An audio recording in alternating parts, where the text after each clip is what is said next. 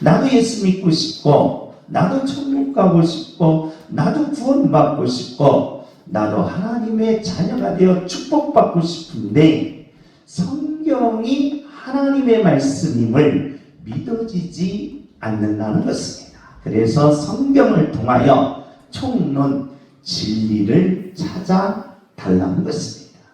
그런데 말라기를 통하여 하나님께서는 하나님의 백성들이 등따숩도 배부르니까 하나님을 등지기 시작합니다.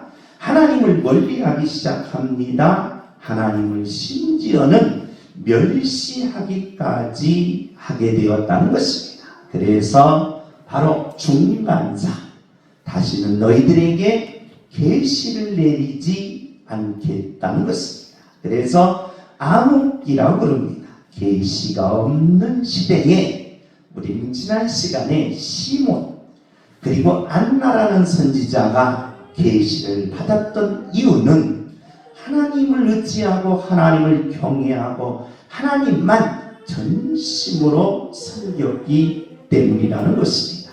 오늘 저와 여러분이 예배를 통하여 하나님을 전심으로 섬기는 하나님의 자녀들이 되셔서 이 시간에 예배를 통하여 계시가 임하는 축복된 예배가 되시기를 예수님의 이름으로 축복합니다. 아멘. 이제 중간사가 넘어가면 주경시장에서는 비평학이 등장합니다.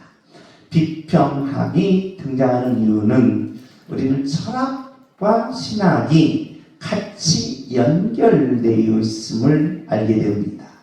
그러니까 데카르트에 의해서 합리론이 탄생되면서 우리는 모든 것은 합리적으로 이해하기 시작했습니다.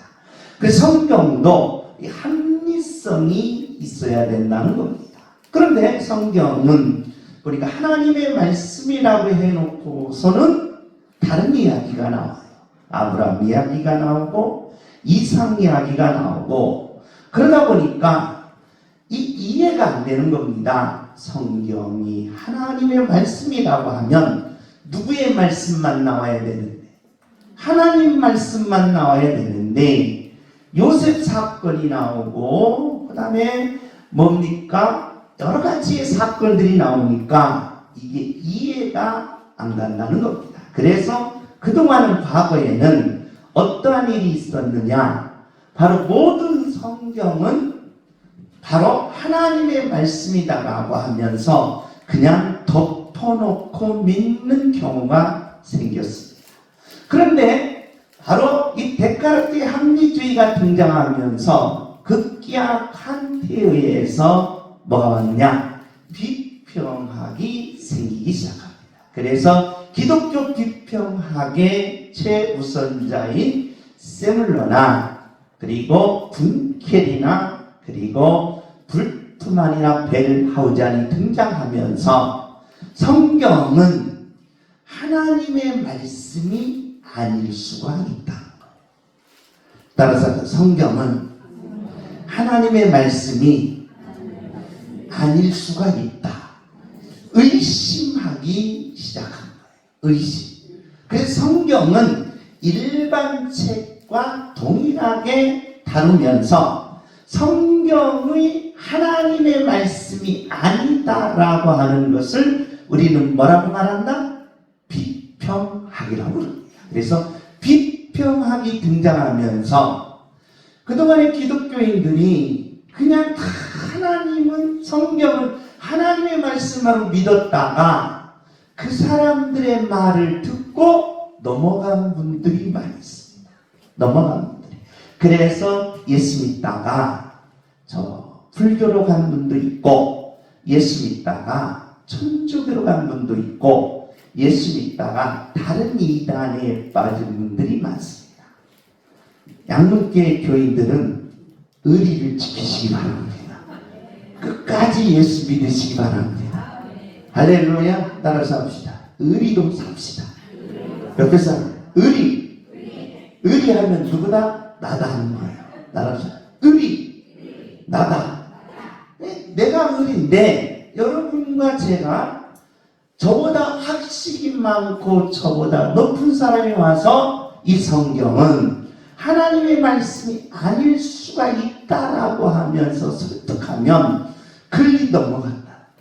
이걸 가르쳐 우리는 비평학이라고 합니다. 그 대표적인 신학이 어디냐? 한신대학교. 그래서 이 비평학 때문에 기독교 장로교와 그리고 예수교 장로교가 분리되는 아픔을 겪게 되었다는 거예요. 그리고 김재준 박사님이 독일 가서 홍보해가지고 이 비평학을 우리 교인들에게 전한 거예요. 그러다 보니까 갈라진 거예요. 그래서 기독교 장로교, 그래 앞에 보면 대한기독교 장로회, 앞에 보면 대한예수교 장로회가 이 비평학 때문에 갈라진 거예요. 그러니까 정말 여러분은 이제 왜 양문교에서 신학을 하느냐? 성경을 통하여 누구를 만나요? 하나님을 만나는 거예요. 그러니까 다른 거 없습니다. 너 하나님 만났냐? 그러면 만났다 라고 말해야 돼요. 글쎄 하고 머리를 긁으면, 따라서 머리는 손가락으로 긁지 말고 빗으로 긁는 거예요. 빗으로. 그런데 글쎄 하고 머리를 긁는 순간 우리는 자신감이 없어지는 거예요. 성경은 하나님의 말씀임을 아멘하시 바랍니다. 아멘. 할렐루야. 그걸 이제 우리는 증명해 갈 겁니다.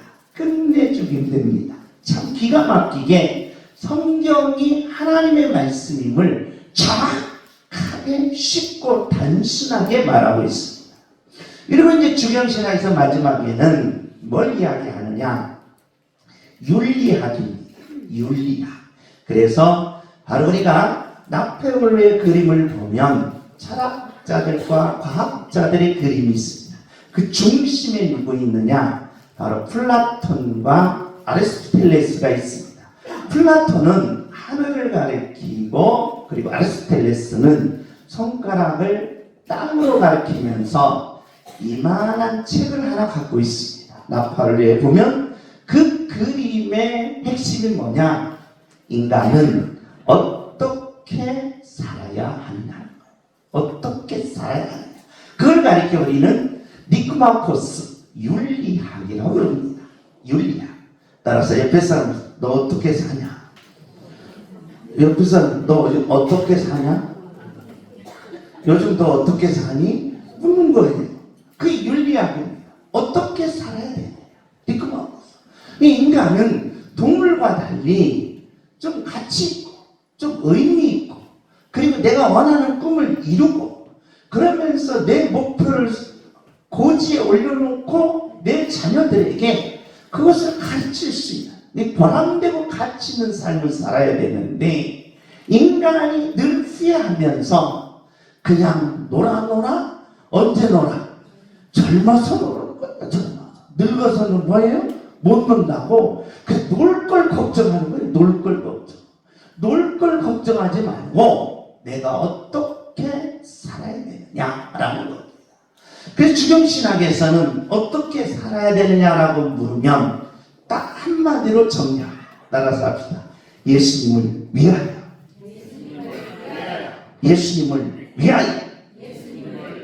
인간은 본능적 무의식이 어마어마하게 크게 되어 있습니다. 그래서 인간은 바로 누구를 위해서 살게 되어 있느냐? 나 자신을 위해서 살게 되어 있습니다. 그래서 나만 배부르고 나만 옷 따뜻하고 나만 좋으면 되는 거예요. 그런데 인간이 살다 보니까 나만 배부르면 좋을 것 같은데 이게 문제가 됐다. 나만 배부르니까. 그럼 배고픈 사람이 가만히 저놈만 배부르네 하면서 뭘 갈랐어요? 배를 갈라. 그래서 거기에 인간의 사악성이 드러납니다. 그래서 여러분이 나만 먹고 나만 가지고 나만 배부르면 여러분 배가 갈라져요. 내가 죽는다는 거예요. 그래서 이 인간의 사악성이 드러나면서 아하, 이거 안 되겠구나. 나만 배부르면 안 되겠구나.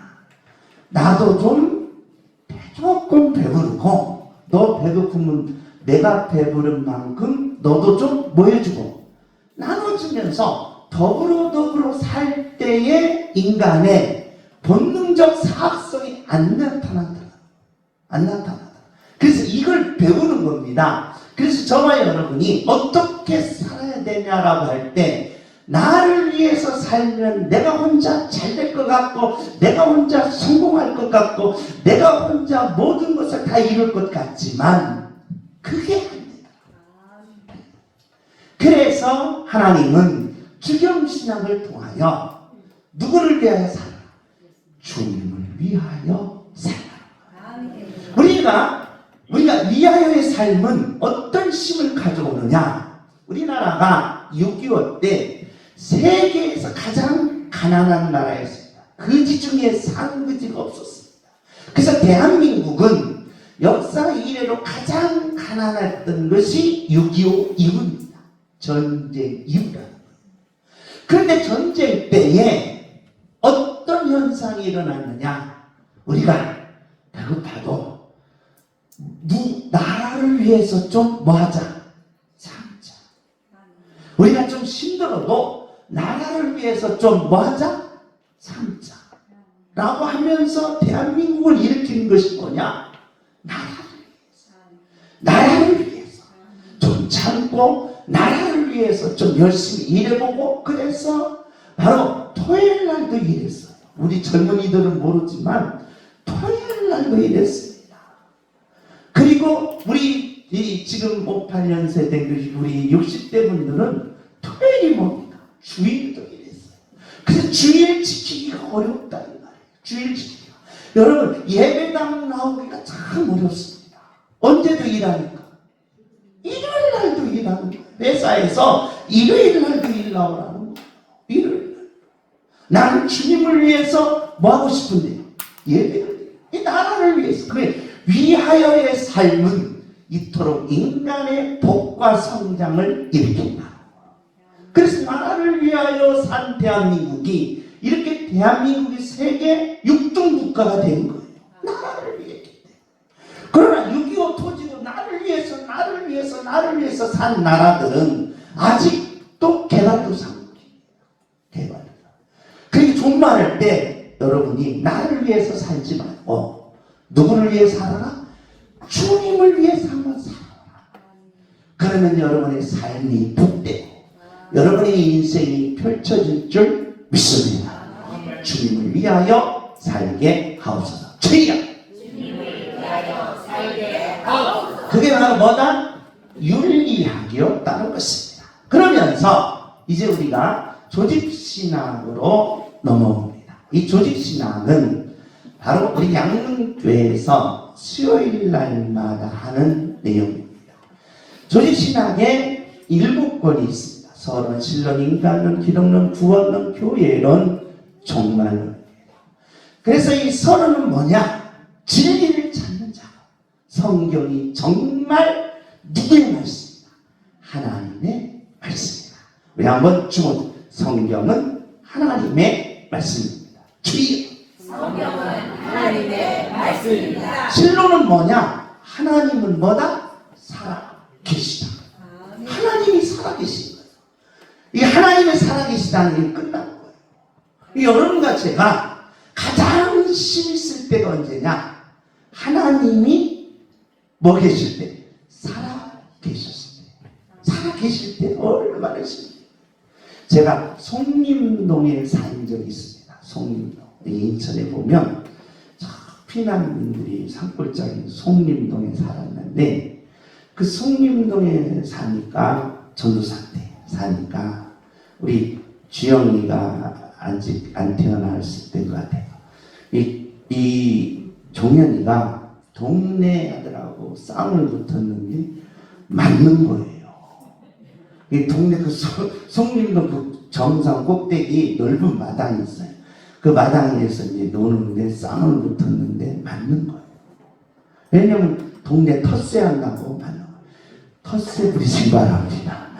텃세 부리면 이기더라고요. 텃세 부려가지고 싸움을 하는데 내가 마침 그날 일이 있어서 갔는데 종현이가 누구를 보자마자 아빠를 보자마자 다시 이게 역전되는 거예요.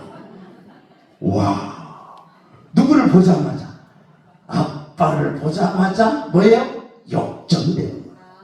그래서 7, 8명을 주먹으로 내치는데 나는 경기 중에 그런 경기가 처음 왔어요. 완전히 통쾌한 통쾌.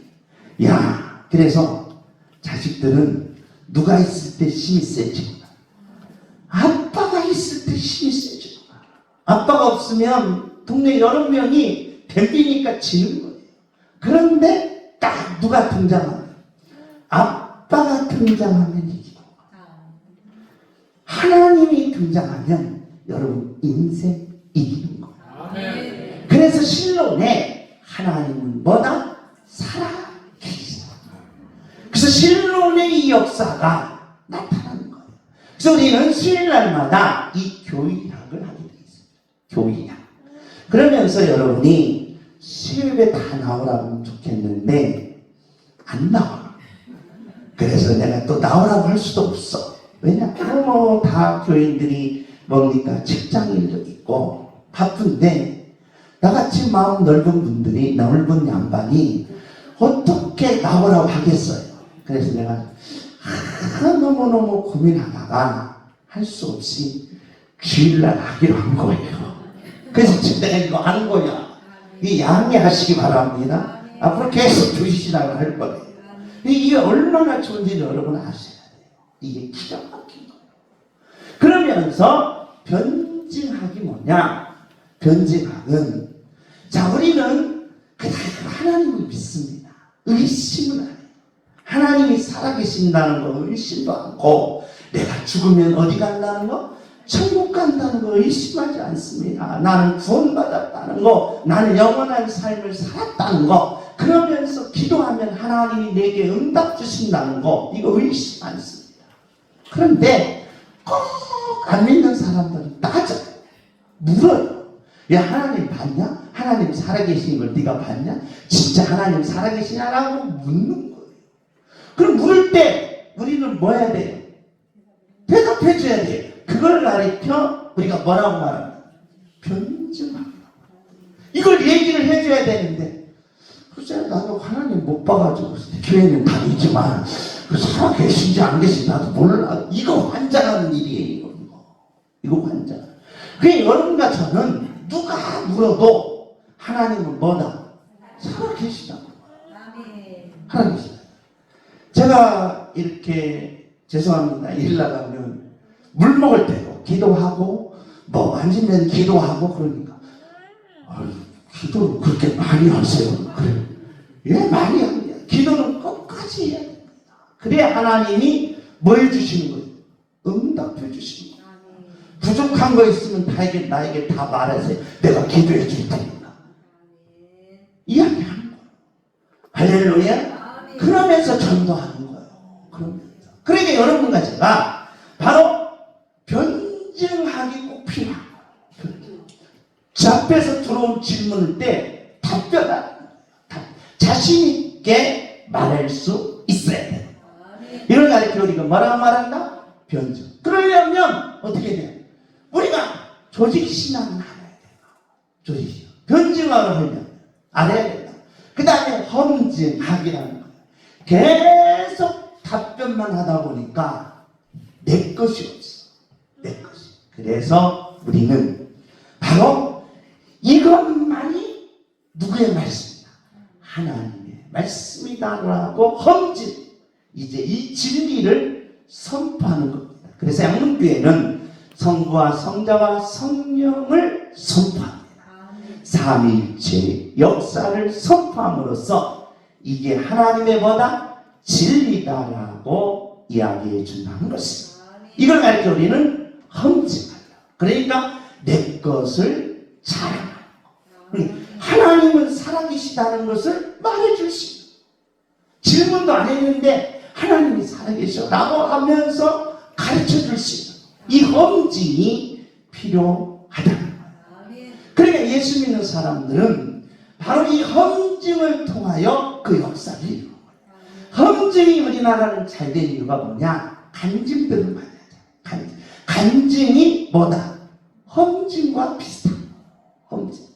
간증은 자기 체험이지만 험증은 바로 조직적으로 진리적으로 말해주는 것이다. 그걸 험증이라는 겁니다. 그래서 우리는 바로 변증도 좋지만 뭘 많이 해야 돼? 험증을 많이, 간증을 많이 해. 오늘 새벽에 기도하는데 하나님이 이런 음성을 주십니다. 저도 어젯밤에 설교 준비하면서 이제 잠자는데 하나님이 꿈으로 계시야. 꿈을 기가 막힌 꿈을 꾸는. 그러면서 하나님께서 내가 열심히 말씀 준비를 하니까 하나님이 내게 계시를 주는 거야. 간증이잖아. 이게 뭐예요? 험증이야. 그래서 여러분 양문교회 성도님들은 매일 사람 만나면 반찬 얘기하고 옷 얘기하고 뭐 낙엽 얘기하지 말고 험증 간증 얘기를 하는 거야. 간증. 그래야 여러분과 제가 하나님께로부터 가까워져서 하나님의 축복을 받게 되는 줄 믿습니다. 간증 얘기를 해줘. 험증 얘기를 많이 하면 할수록 능력이 생깁니다. 험증 얘기를 많이 하면 할수록 기적이 생깁니다. 그래서 하나님의 자녀들은 이 험증이 많이 잘 돼요. 험증. 그 간증이 많이 잘 돼요. 간증이 없으면 안 된다. 간증은 입이 닳도록 해야 돼요. 입이 닳도록. 따라서 수다보다 나은 것이 간증이다. 간증을 하셔야 돼요. 그러니까 예수 믿는 사람들은 이 간증의 도가 터야 돼요. 가려둬야 돼요. 저 사람이 저만 간증하면 언제 끊어서 내가 간증할까? 그런데 저 사람 마음을 꿇고 내 말을 어떻게 할까? 이 수다로 가면 안 돼요. 수다로. 뭘로 가라? 간증으로 가라. 간증으로 가야 하나님의 자녀들의 역사가 나타나. 주문입니다. 입만 열면 간증하게 하옵소서. 주여. 입만 열면 간증하게 하옵소서. 여러분 간증은 두 가지예요. 하나님 앞에 내가 잘 섬겨서 응답받은 간증. 또 간증이 또 있어요. 기도하니까 응답이 안 오더라. 이거 간증이에요. 내가 오늘 요즘 시험 들어서 기도도 않고 교회 가기도 싫고 막 그래. 근데 우울증 왔더라. 이거 간증이에요. 그러니까 여러분과 제가 나쁘게 된 것든 좋은 거 된 것든 다 간증하라. 간증하면 거기에서 해결이 나와요. 간증하면 해답이 나와요. 간증하면 진리가 나와요. 그래서 여러분 안 된 것도 간증해요. 그래야 여러분과 제가 이 험증의 역사를 통하여 하나님의 살아계심을 바로 체험하게 되는 줄 믿습니다. 이제 넘어가면 신조라는 거예요. 자, 모든 기독교인이 바로 313년에 쿠스탄틴 황제가 기독교를 인정하면서 유럽은 전부 다 기독교화가 되었습니다. 영국도 마찬가지입니다. 그래서 영국의 황제가 웨스트민스터 교회로 다 모이라고 한 거예요. 모여서 우리 성도들이 가장 쉽고 가장 신앙생활을 행복하게 할 수 있는 그런 말씀들을 한번 찾아보자. 빼보자. 라고 하는 거예요. 빼보자. 라고 해서 바로 이 황제가 155명의 신학자들, 박사들을 불러 모아놓고 7년 동안 바로 성도님들이 어떻게 신앙생활을 해야 하나님께 영광 돌며 복받을까? 그걸 연구한 거예요. 그러니까 어떻게 신앙생활을 해야 우리가 이 땅에서 하나님을 잘 섬기고 복받으면서 행복하게 살 수 있을까? 신조학이. 근데 그 신조학의 일종이라는 게 뭐냐? 이 땅에서 성도들이 가장 행복하고 가장 평안하고 가장 축복받고 가장 아름답게 사는 길은 제1조이라 미스터 뭡니까? 따라서 합시다. 하나님의 영광을 위하여. 이게 가장 행복한 것이다. 뭐하게 사는 것이? 하나님의 영광을 위하여 사는 것이다. 하나님의 영광을 위하여 살겠습니다. 주여! 하나님의 영광을 주여. 그리고 나서 바로 해석하기 나옵니다. 그래서 성경은 해석이 안 될 때, 예를 들어서 창세기부터 요한계시록까지 성경을 해석을 안 하면 뭘로 떨어져요? 교훈으로 떨어져요. 그래서 아브라함이 하나님 앞에 이렇게 순종했으니 너희들도 이렇게 순종하라 라는 교훈으로 떨어져요. 근데 성경은 교훈서가 아니에요. 교훈서. 그게 교훈이 아니라 이 말이에요. 그리고 도덕서도 아니에요. 윤리서도 아니에요. 그런데 성경을 도덕서로 윤리서로 이해하면 일반 책이나 똑같아집니다. 그러면 누구를 만날 수 없느냐? 하나님을 만날 수가 없는 거예요. 그래서 성경은 반드시 뭘 해라? 해석을 해요. 해석. 그래서 창세기서부터 요한계시록까지 양육계 성도님들은 뭐 할 수 있어요? 해석을 할 수 있어요. 아니 성경, 아니 10년 열심히 들어서 성경 해석을 못한다? 이거 문제예요. 왜 종교개혁이 일어났습니까? 우리는 지난 시간에 지난 종교개혁이 뭐냐? 그 한 면이 뭐였느냐? 바로 로마 가톨릭은 성도님들에게 이 성경을 안 줬어요. 누구만 성경 읽었다? 신부님들만 성경 가졌어요. 그래서 신부님들만 성경 읽었어요. 성도들은 몰라. 성경 읽지 말라는 거예요. 그래서 기도문만 나온 거예요. 기도문. 그런데 칼빈이 와서 보니까 안 된다. 안 된다. 성경은 누구에게 돌려줘야 된다? 성도님들에게 돌려줘야 된다. 여러분도 뭘 알아서? 성경을 알아서 직접 누구 만나야지? 하나님 만나라는 거예요. 왜 신부님만 성경 가지고 신부님만 왜 하나님 만나냐 이 말이에요. 성경. 그러니까 성경을 통하여 여러분과 제가 하나님을 성경이 배제되는 순간 기독교는 뭐가 된다? 샤머니즘이 돼요. 샤머니즘이 아니라 기독교는 정말 살아계신 하나님을 뭐 해야 된다? 만나라고. 그래, 내가 똑똑하던 똑똑하지 않던, 내 가문이 좋던 안 좋던, 그리고 내가 지금 재능이 있던 없던 그거 상관없다는 거예요. 아멘. 누구 만나냐? 하나님 만나. 하나님 만나면 자기 분야, 자기 모든 삶 속에서 하나님이 반드시 세우시고 높이시고 승리하게 하시고 그 역사를 이루어 주시겠다. 할렐루야. 그렇기 때문에 헬렌 켈러도 보지도 듣지도 뭐예요? 귀도 뭐예요? 귀가 안 들려. 귀가 안 들린다 이 말이에요. 말하지도 못해요. 그런데 그 놀라운 역사를 이루는 건 누구를 만나? 하나님을 만나. 그래서 성경을 통하여 하나님을 만나라.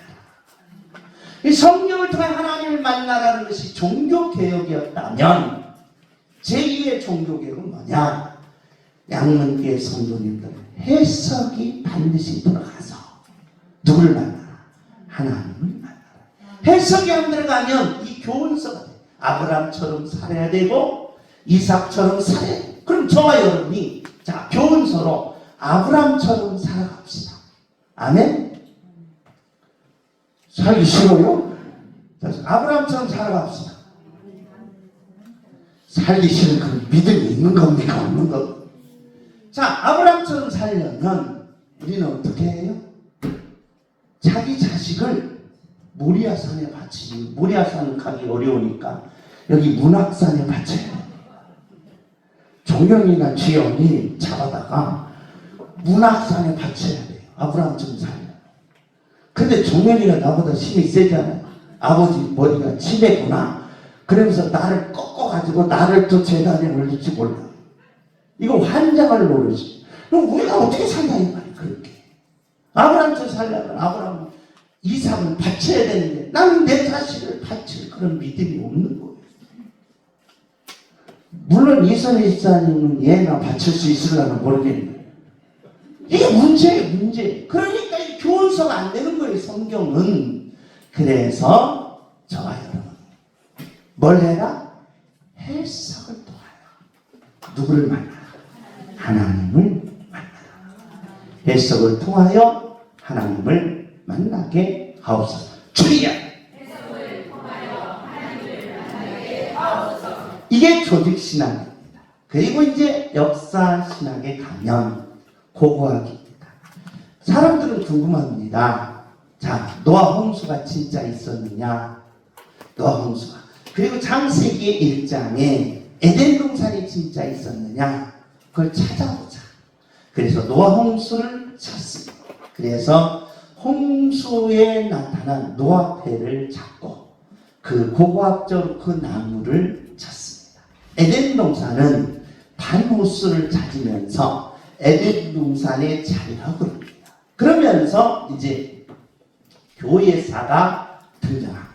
이게 기독교는 2000년 역사의 기독교입니다. 우리 대한민국의 종교들은 샤머니즘 종교라 역사관이 없습니다. 그런데 기독교는 소대 2000년대 그리고 구약시대 그리고 중세 313년 쿠스탄티누 황제가 기독교를 인정하면서 세계적인 기독교가 됐습니다. 중세. 그래서 이 세계적인 기독교가 되니까 등 따스고 배부르니까 하나님을 등져요. 그리고 하나님을 멀리해요. 그러면서 종교를 자기 밥벌이로 여기는 지도자들이 많았어요. 아하, 내가 신부되면 뭐 될 수 있구나. 부자 될 수 있구나. 내가 목사님 되면 부자 될 수 있구나. 그런 자기 밥벌이로 생각하는 사람들이 많을 때에 뭐가 일어났다? 종교개혁이 일어나는 거예요. 종교개혁 이후에 근대 그리고 현대 그러면서 한국 교회사가 탄생하게 된다는 것입니다. 대한민국은 좀 특별해요. 1832년에 독일계의 꾸츠라프 선교사님이 어디 왔느냐? 저 홍성의 고대도에 왔습니다. 고대도. 제가 고대도로 전도를 나갔습니다. 고대도를 전도를 나갔는데 고대도에 전도 나가서 딸 10명한 아주머니를 만났어요. 10명. 내가 예수 믿으면 아들 낳을 수 있느냐라고 물었더라. 내가 뭐라고 말했겠어요? 따라서 못 나요. 못 나요. 인간은 못 나지만 누구는 낳게 하신다. 하나님은 낳게 하신다. 지금부터 예수 믿고 전심으로 기도하십시오. 그러면 하나님이 11번째 누구를 주시고 아들을 주시고 12번째 누구를 주시고 아들을 주셔서 12 제자와 같이 이 가정에 번창할 수 있습니다. 하고 저도 모르게 성령의 왜냐하면 그날 전날 어떤 일이 있었느냐. 전도를 가니까 먹여주는 사람이 없어요. 밥 주는 사람도 없어요. 그래서 잘 때도 이 텃세가 심해가지고 그 고대도 동굴 속에서 나하고 이 고추된 이 스승님이 있거든요. 그분하고 그냥 떨떡떨떡해서 밤새도록 못 잤어. 이 못 자니까 어떻게, 야, 우리 이럴 바에 추워서 못 잘 거야. 일어나서 달리면서 밤새도록 뭐 하자? 기도하자. 그리고 둘이 막 달려내서 기도를 한 거예요. 성령 충만하면서 기도하고. 그리고 나서 이제 아침에 이제 달렸으니 얼마나 배고파. 밥이라도 얻어 먹으러 갔는데 그 아주머니가 딸 10명의 11번째 아들이 아이고 밥 얻어 먹기 위해서 아들 낳습니다. 아들 낳습니다. 그래서 쳤어요. 그럼 밥도 잘 먹고 그 양반 예수 믿었어요. 1년 후에 가니까 아들 낳았어. 할렐루야. 그래서 고대도 교회를 얼마나 잘 다니는지 몰라. 이 한국교회 그 부츠라프 목사님이 선교사님이 고대도에 와서 주기도문을 대한민국어로 번역해 줍니다. 그러면서 중국이 감자. 너무 조선이 배가 고프니까 뭘 심어서? 감자를 심어서 쳐 드세요. 그러면 배부릅니다. 감자를 심어갔어요. 감자씨. 고마워요, 안 고마워? 고맙잖아요. 그게 첫 출발이에요. 그러면서 토마스 선교사님이 대동강변에 와서 대한민국이 산 길, 이 조선이 산 길은 예수를 뭐 해야 됩니다? 믿어야 됩니다. 근데 안 받아들여. 홍성대왕 안 받아들여. 그래서 대동강변에서 토마스 목사님을 사살시켜요. 죽여요. 근데 대동강변 모래바닥에 토마스 목사님이 이 성경을 놓고 순교하십니다. 그러면서 그 성경을 통하여 또 예수 믿게 되는 거예요. 할렐루야. 그 역사입니다. 대한민국 역사. 그러면서 로스 목사님과 맥기타임 목사님이 중국에서 이 젊은이들을 예수 믿게 시켜서 세례를 줘요.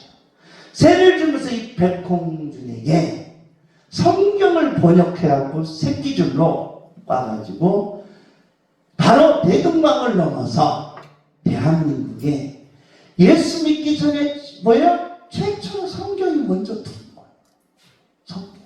성경이 들어와서 바로 그 성경을 보고 예수를 믿은 거예요. 대한민국.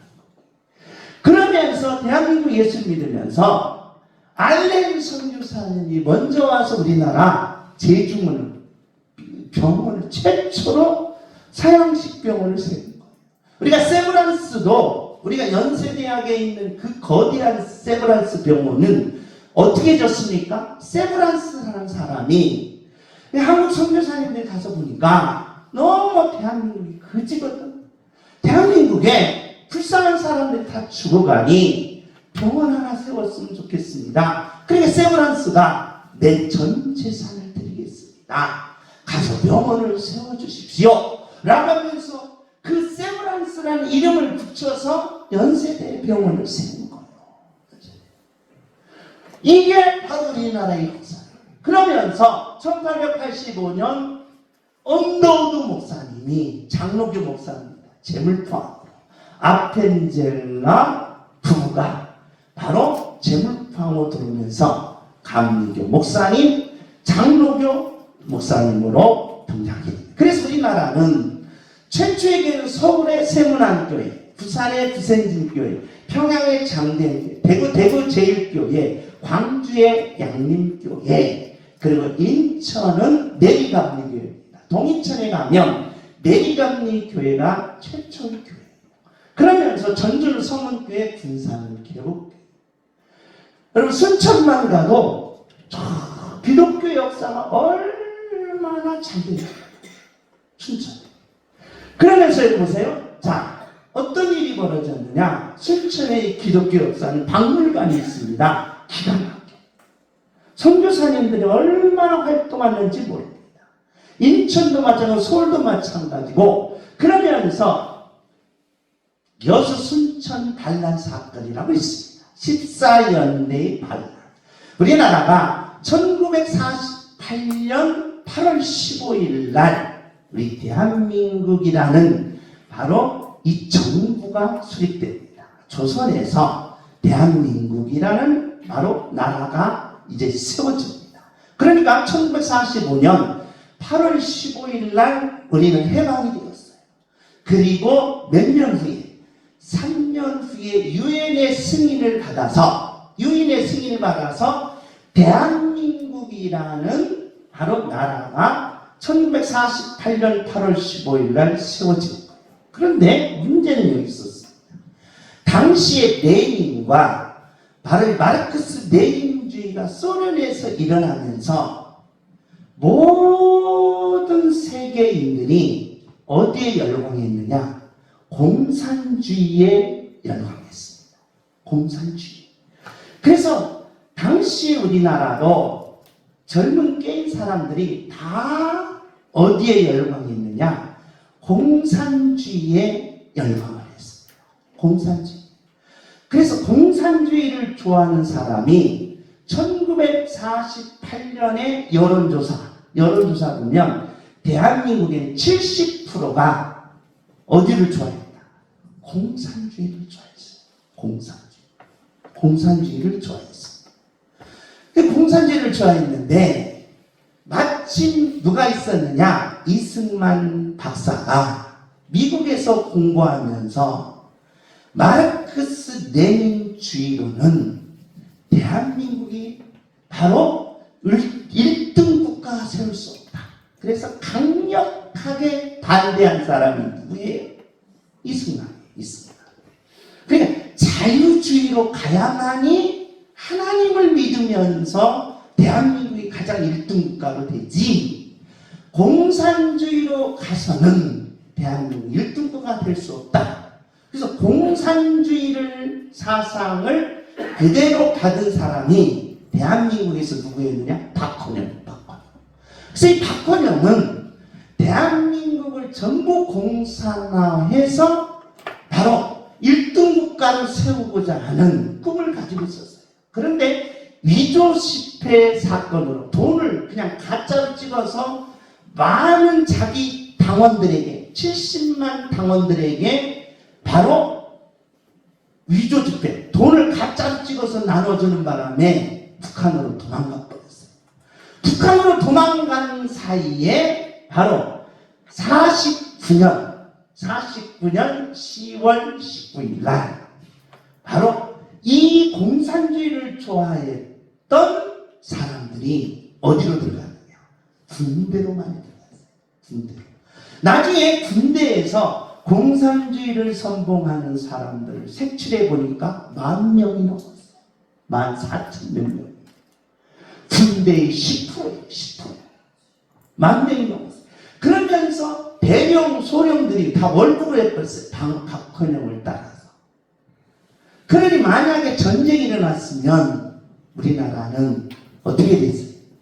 공산주의를 좋아했던 사람들이 군대에 다 포진해 있고 장교고 대령이고 하니까 전쟁은 끝난 거예요. 그런데 이 사건이 벌어진 거예요. 이 사건. 기가 막히게 벌어진, 이 사건이 안 벌어졌더라면 공산주의 색출이 안 된 거예요. 그래서 6.25 때에 우리는 다 망하고 여러분과 저는 지금 교회가 아니라 인민회의를 시작하는 거예요. 동무들 오늘 인민회의를 시작하겠어 하면서 일어나는 거예요. 그런데 이때에 지창수 상사, 김지혜 중위, 홍수석 중위가 군대에서 장교 20-30명을 싹 총으로 쏴 죽이고 자기들이 군대를 장악하여 어디를 점령했느냐? 여수 시내를 점령했어요. 그래서 여수 시내를 점령하고 순천을 점령하고 벌교, 곡성, 남원을 점령하면서 어떤 일이 벌어졌느냐? 바로 조선민주주의 인민공화국을 바로 세워요. 어디에다가? 여수에다가 세웁니다. 그러면서 이 사회주의에 동조한, 공산주의에 동조한 인민회의를 조직하면서 거기에 죽은 사람이 누구냐? 바로 경찰. 첫 번째. 왜냐? 경찰은 이승만 대통령이 실수한 게 뭐냐? 치안을 유지하려고 보니까 독립운동하는 사람들이, 똑똑한 사람이 하나도 없어. 그런데 다 누가 한 사람들이야? 친일파 사람들. 그래서 할 수 없이 친일파들을 경찰에 포진시킨 거예요. 경찰.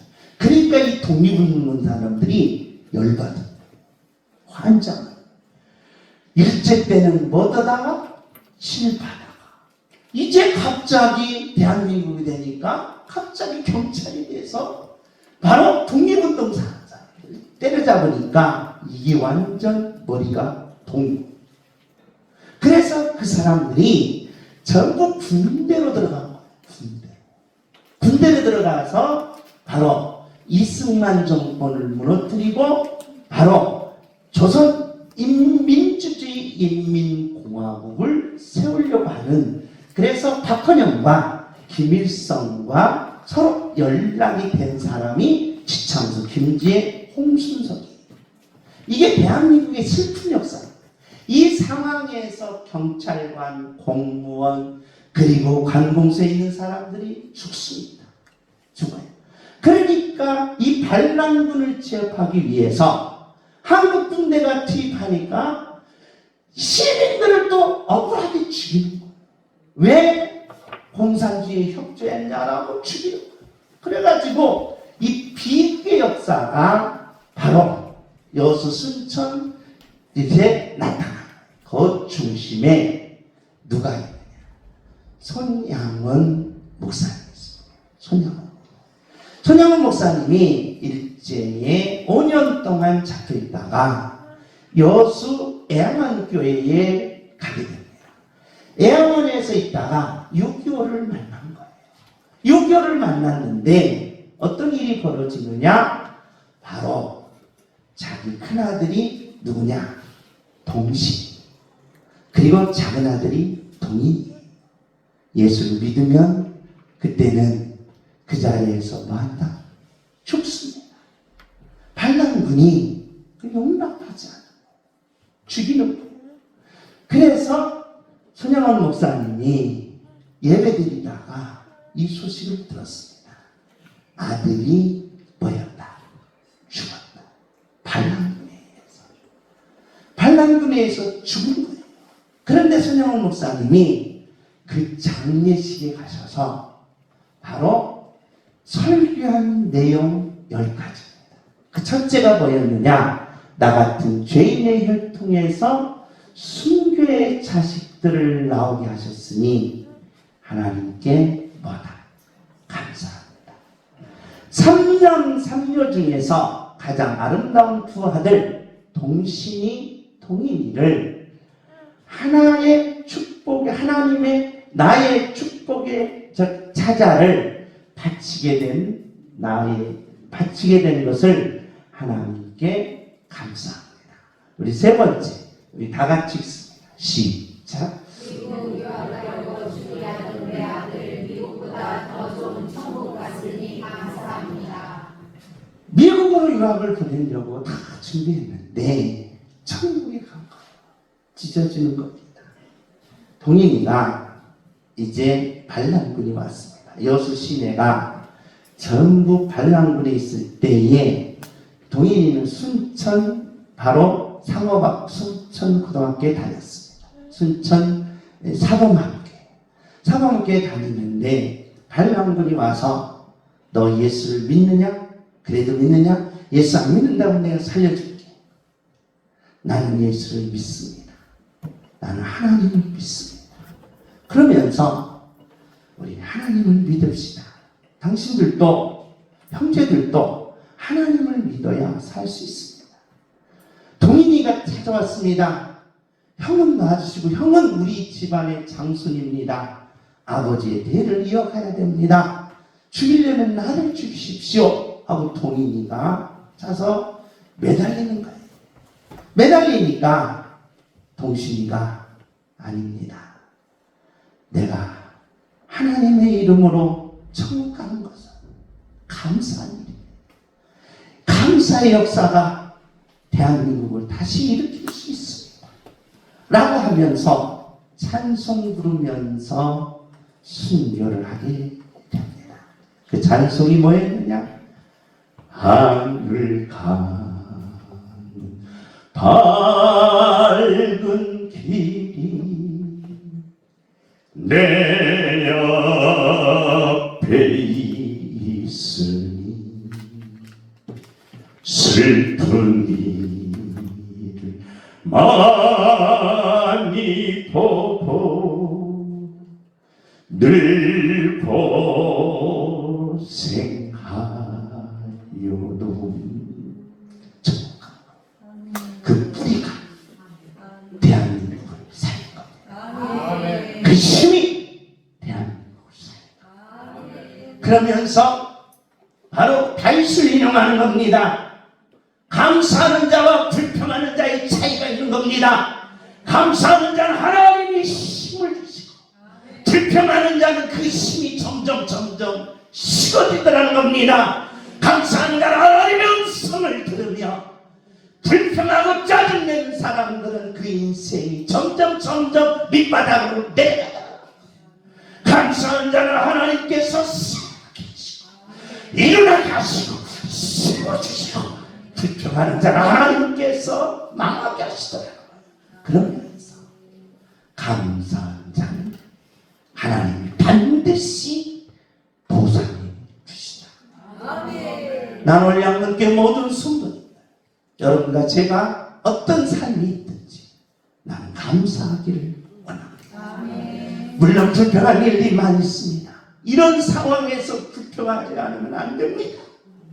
이런 상황에도 감사해야 됩니까? 라고 외치는 분도 있습니다. 안타깝습니다. 힘듭니다. 외롭습니다. 고통스럽습니다. 그럼에도 불구하고 왜 우리가 감사해야 됩니까? 하나님의 살아 계시기 때문입니다. 하나님이 감사하는 자에게 힘을 주시고 감사하는 자에게 음식을 주시고 감사하는 자에게 사랑하게 하시고 감사하는 자는 반드시 보상해 주신다. 그래서 우리는 대한민국 한국 교회 역사가 감사해요. 우리 대한민국 교회사는 감사로 시작해서 감사로 해요. 감사로 끝납니다. 순교자님 앞에서도 그리고 젊은 나이에서도 하나님 감사합니다. 내가 이거 가야 되는데 천국 가게 하심을 감사합니다. 감사로 시작하는 하나님의 자녀들의 역사는 반드시 하나님이 축복해 주심을 알리시고 어떤 이 삶이 주어든지 감사로 이겨내시고 감사로 승리하는 하나님의 자녀가 되시기를 예수님의 이름으로 축복합니다.